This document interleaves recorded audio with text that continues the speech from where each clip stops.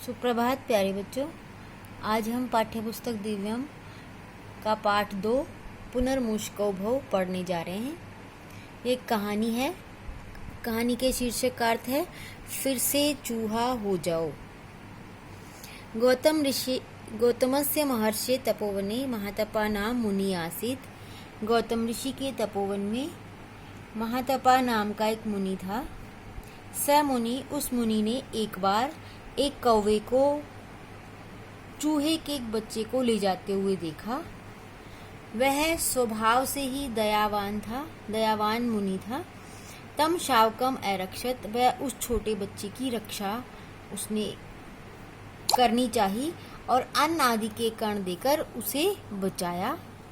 एकदा एक बिडालय, एक बार एक बिल्ली ने उस चूहे को खाने के लिए उसके पीछे दौड़ी। तम अवलोक्य, उसे देखकर वह चूहा मुनि की गोदी में चढ़ गया, प्रवेश कर गया।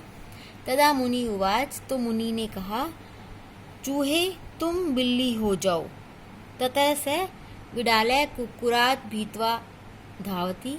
उसके बाद वह बिल्ली जो है वो कुत्ते से डरकर दौड़ी। इदम दृष्ट्वा मुनि एकथत, यह देखकर मुनि ने कहा, कुत्ते से डरती हो, तुम कुत्ता हो जाओ। अधुना स कुक्कुरः व्याघ्रात् भीतः भवति। अब वह कुत्ता शेर से डर कर दौड़ा। ततः स मुनि कुक्कुरः व्याघ्रम् अकरोत्। तब मुनि ने उस कुत्ते को व्याघ्र बना दिया, मतलब शेर बना दिया। अथ स व्याघ्र तपोवने एवस्ति, अब वह शेर तपोवन में ही रहने लगा। मुनि च तम व्याघ्रम मुष्को अयम अनया कृपया दृष्टया पश्यति। मुनि उस शेर को, यह चूहा है, ऐसी इस तरह से वो उसे देखता। तत्र सर्वे मुनय च तम व्याघ्रम दृष्ट्वा वदन्ति, और वहां पर जो बाकी मुनि थे वो भी उसे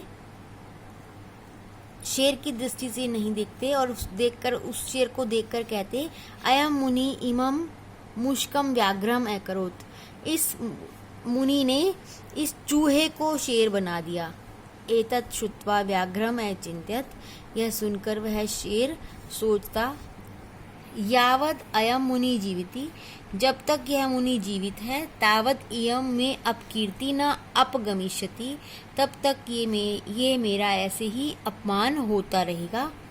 इति विचारे, यह सोचकर उस शेर ने मुनि को ही मारने के लिए तैयार हो गया। वह शेर मुनि को ही मारने के लिए तैयार हो गया। मुनि अपि झटिति एव, मुनि ने जल्दी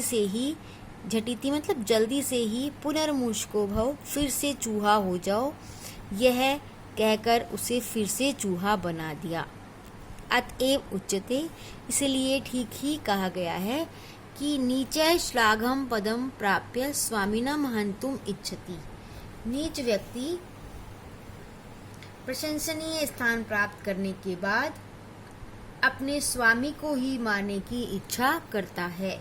मुष्को व्याघ्रताम प्राप्य मुनिम हन्तुम गतो यथा, जिस तरह से शेर बना हुआ चूहा मुनि को ही मारने के लिए तैयार हो गया।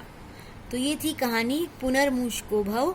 मुनि ने जिस तरह से इस चूहे को पहले बिल्ली, फिर कुत्ता, फिर उसके बाद शेर बनाया, उसी तरह से उसको फिर से चूहा बनाकर उसे अपना रूप वापस दिलवा दिया, उसके घमंड का नाश कर दिया। धन्यवाद।